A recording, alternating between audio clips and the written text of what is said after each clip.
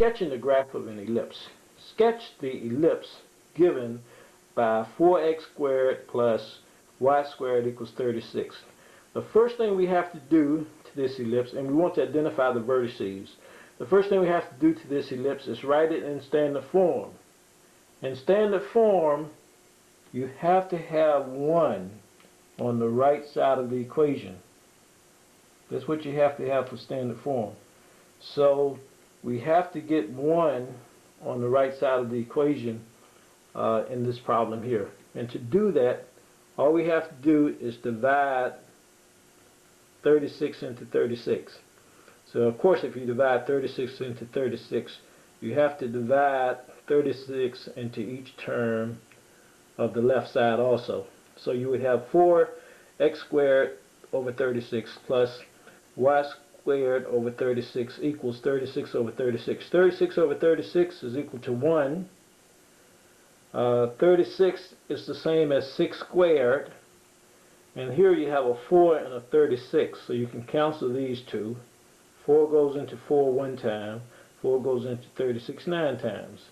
So this will give you x squared over 9. And of course 9 would be 3 squared. So in standard form, the equation of that ellipse would be x squared over 3 squared plus y squared over 6 squared equals 1. That's what we would have for the equation. Now, to sketch that equation, we need to know what the major and minor radii are, and we also need to know what the foci are. So we know that the major radius, which is a, is equal to the square root of a squared, and that equals the square root of the larger denominator. That's what a squared has to be, the larger denominator. So in this case, we would have a equals, as you can see here, if you look at your two denominators, 6 squared is larger than 3 squared. So we would have 6 squared is 36. So we would have a equals the square root of 6 squared, which is the square root of 36, which equals 6. So a is equal to 6. For b is equal to the square root of b squared, which is equal to the square root of the smaller denominator. It's the square root of the smaller denominator.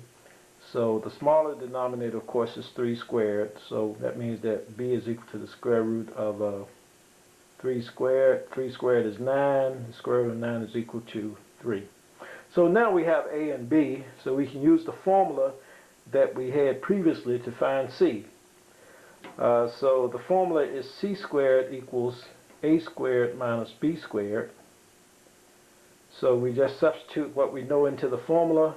We know that a is 6. So we have 6 squared, which is 36, minus, we know that b is 3. And so we have 3 squared, which is 9. And so that's what c squared would be equal to, 36 minus 9. And 36 minus 9 is 27. So we get c squared equals 27.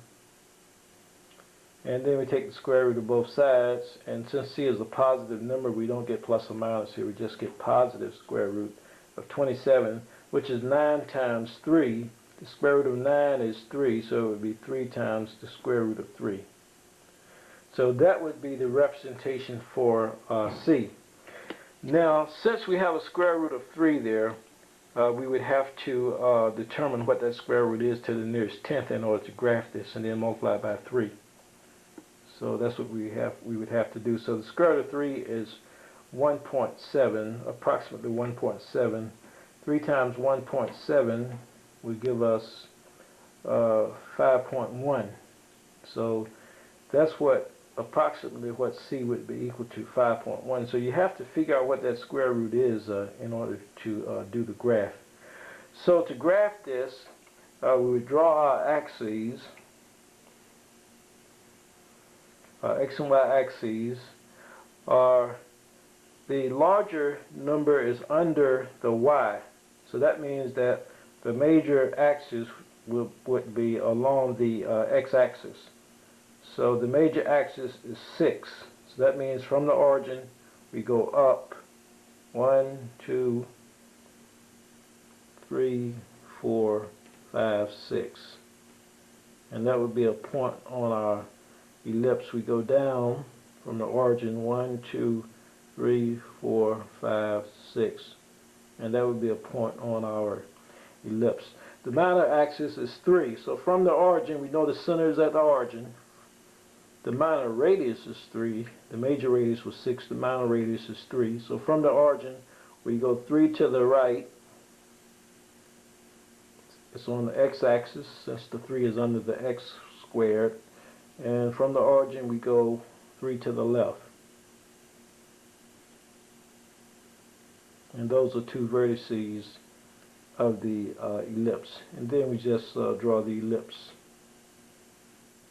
It's a nice smooth curve. So we just do the best we can using a freehand drawing. It's a nice smooth rounded curve. Now for the foci have to be on the major axis.